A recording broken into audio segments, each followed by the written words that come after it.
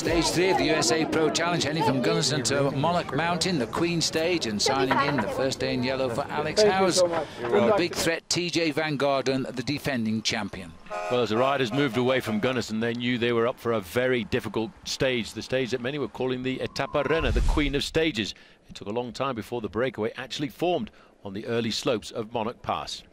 Yes, the first challenge of the day coming at 67 kilometres in. Acevedo getting clear for Garmin Sharp, playing a decoy for his team leader, Tommy Danielson, who soon brought up 6 other riders.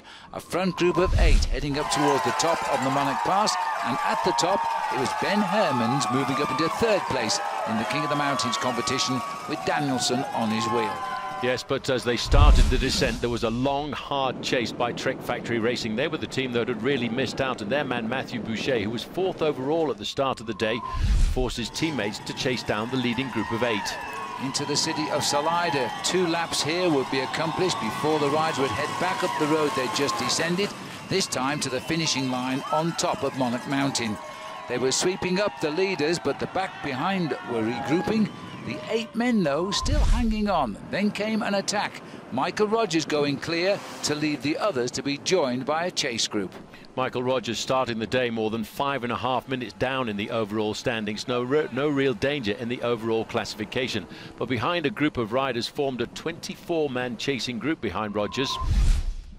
But the climb up to the top of Monarch Mountain from Salida is 18 miles, and it was proving to be a little bit difficult here as the field behind regrouped to 24 riders.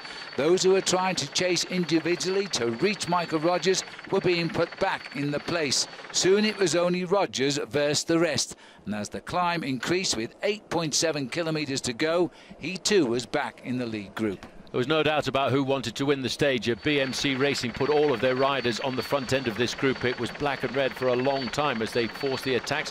But the attacks came from many quarters to TJ Van Garderen as we got closer to the summit of the final climb of the day.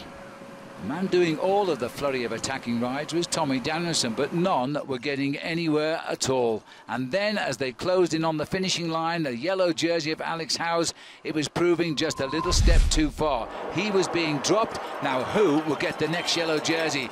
Inside the last kilometre, TJ Van Garderen launches the attack, and it's Rafał Majka who joins in. The Polish rider who won the King of the Mountains and 2 stages at this year's Tour de France came across very quickly.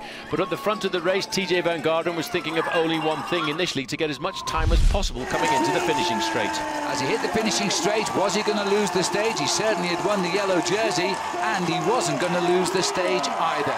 He was simply too strong. TJ Van Garderen getting the victory. Majka moving up into 2nd place overall by taking 2nd on the day. The maillot jaune for TJ Van Garderen.